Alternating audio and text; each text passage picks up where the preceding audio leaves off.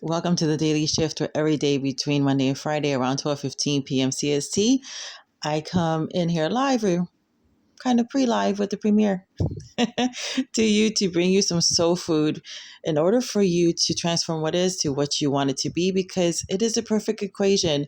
You will prosper and be in health as your soul, which is your mind, your will, and emotions prosper. And so go ahead and grab a cup of coffee, grab a snack as we dive into part 2 of why your manifestation may not be working. This was originally released to the Society of Sacred Alchemists, which is my paid group. If you hear anything in the background, I don't edit and I'm in Chicago. It's just urban living. Don't let the background noise distract you. So we're gonna dive right into part 2. If you're looking for part 1, you can look at the description. I will link it down below for you for ease of reference. So here you go. Today, kind of continuing on what we talked about last, of counting the cost before we leap on something, we really need to draw the line somewhere between what we're believing for and presumption. We don't want to throw away all common sense and good practices just because we get turned on to this manifestation stuff. I know I started really getting lazy because I was biohacking my body, and I was just like, well, let's just see how far I can take this. um, and that's not really a good practice, right? We're only counting on biohacking to take care of my body.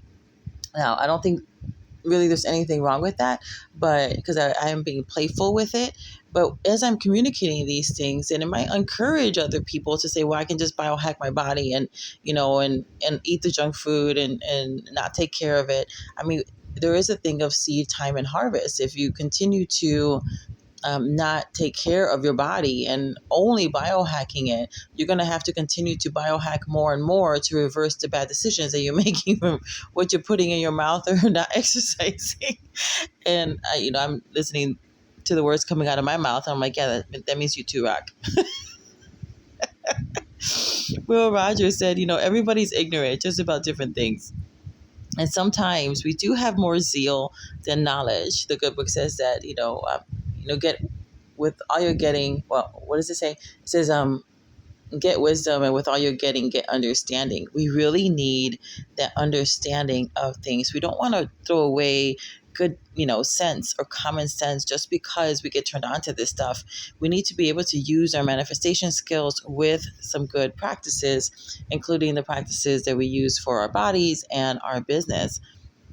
And sometimes we are like, well, this stuff is not working. Why isn't it working for me?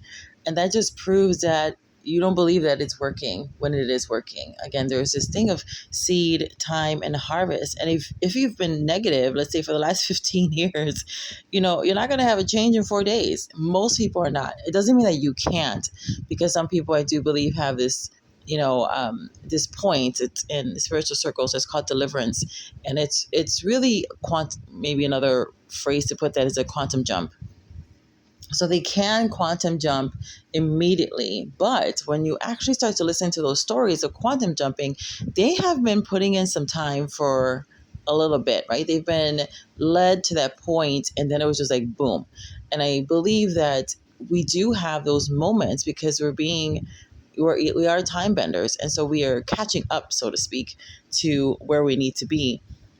And so we have that, but we can't really live in that space where we're always wanting to quantum jump, because like yesterday, or whenever I'm posting this, releasing it to you, the last one was, right, counting the cost. If you are always quantum jumping, then there's no way that you are counting the cost, and eventually that's going to catch up with you. And I'm not speaking anything negative. This is just wisdom, right? We want to have understanding.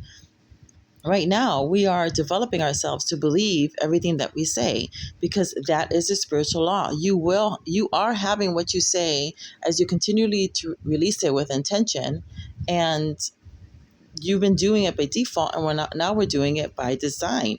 So again, auditing your speech. What are you saying?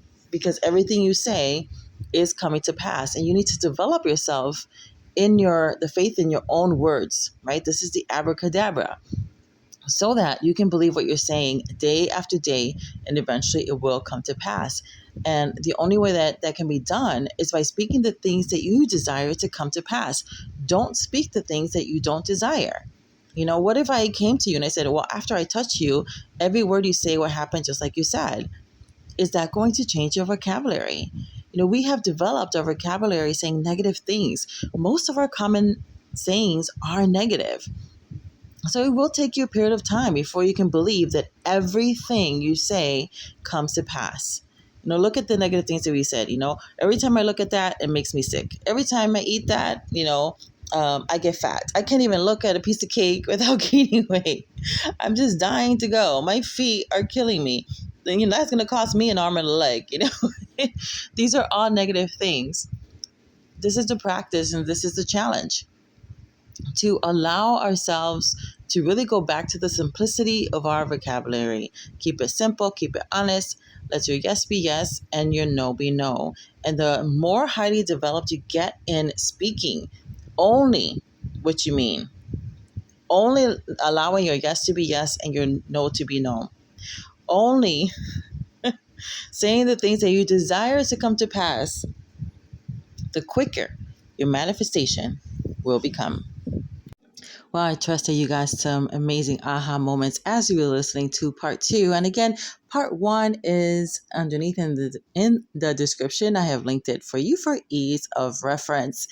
And just to let you know, I am having a masterclass that's already has a bunch of bonuses out there, and I'm going to have prizes. It's going to be a great time. Think about what you're getting from these kind of mini masterclasses, but on steroids. So we're going to be doing it on 1010 to unlock your divine abundance. And it's around the 4 pillars of life. So if you're looking for abundance to have thriving relationships, then this is for you. If you want to thrive in your finances, so that way you're flowing and always receiving things before you need it and into the overflow, then this is for you.